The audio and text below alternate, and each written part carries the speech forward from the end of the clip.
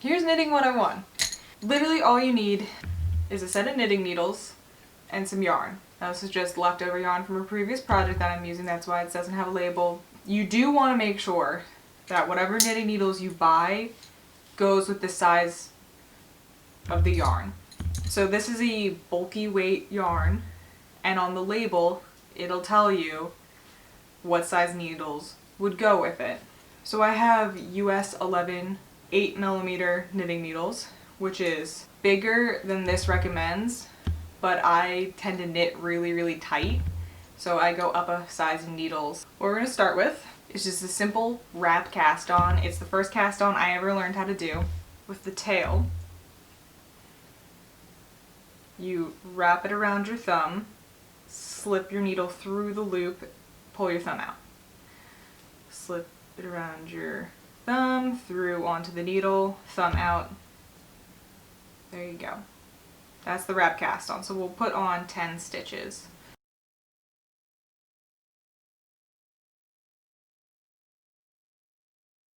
Alright, now you spread them across your needle.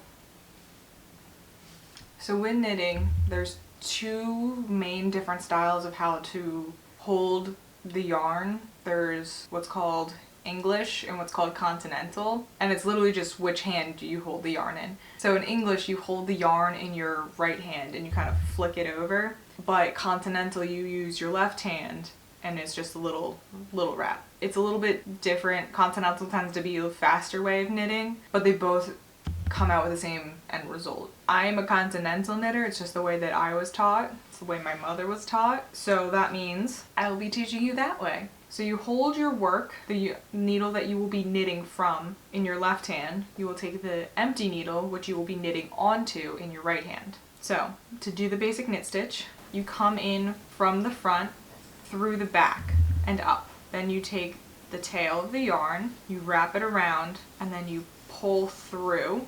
So now you have a new stitch on your needle, and you pull that other stitch off, and that's a knit stitch. Do it again, and you just keep doing that. And I want to remind you that the very first row you do is going to be the most difficult to knit through. It's just that there's no stretch yet from knitting. It's just going to be a very tight stitches, so you may have to put a little bit of like oomph trying to get the needle through, and that's fine. So we're going to keep continuing until you've hit the end of your row, and then after you finish your last stitch on your first row, you switch hands with the needles. So the needle that was in your right hand, you move to your left. The needle in your left hand, you move to your right, because they have now switched purposes. Now we do the exact same thing. You just continue to go under the needle through the front, wrap, pull back under, and then you pull the old stitch off. And you just keep doing that until you have a finished piece.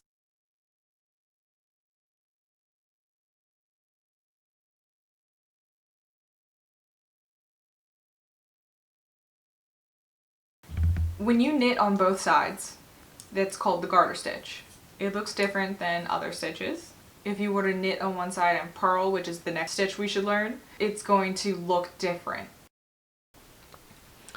I just want to go over the knit stitch one last time. So, take your needle through the front, under, into the back.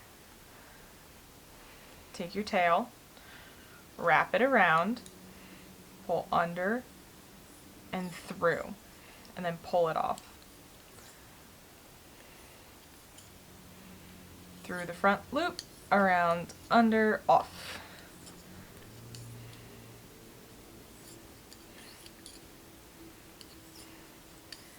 The reason why you knit through the front is so that you don't twist your stitch. That's another technique, is to, do a twisted knit where you knit it through the back loop, which would be knitting it like that, but you're going to knit it through the front loop as a standard old knit stitch. If you see knit written in your pattern, you are going to do it through the front.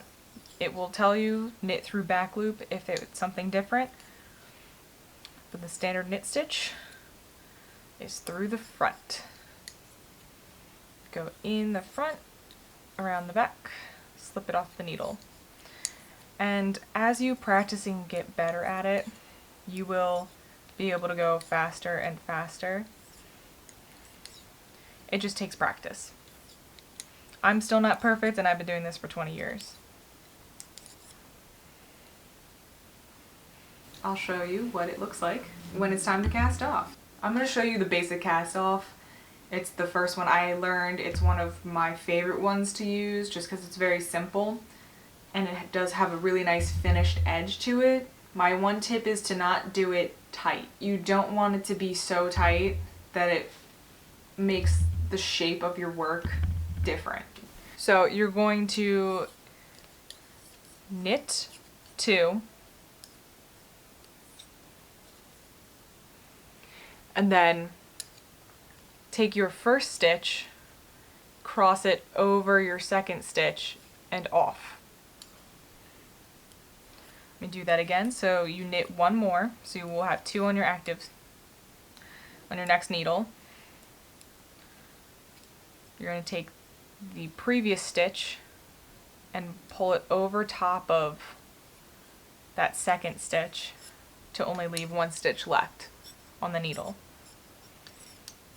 And you continue to do that all the way until the end.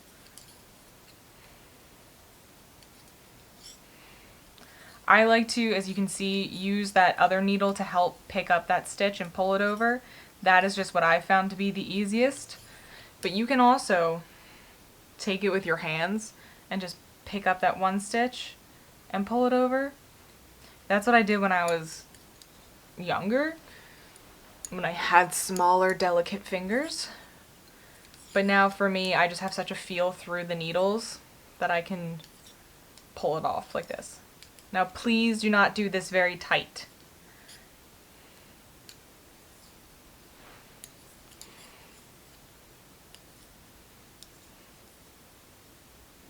Oops, put my arm.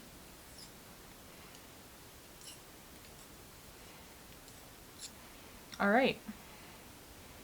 And then you are left with 1 single loop.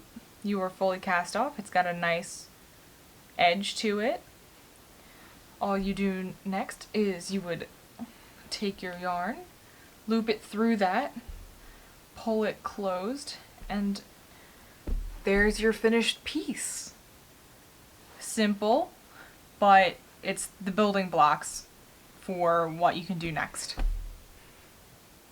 Alright, so there you go, you've knit something. You can now do anything that's in a square or rectangle type of shape, so you can do dishcloths, scarves, blankets even. Like this is, I knit an entire blanket. It was one of the first big projects that I did, and all I did was just knit the entire thing.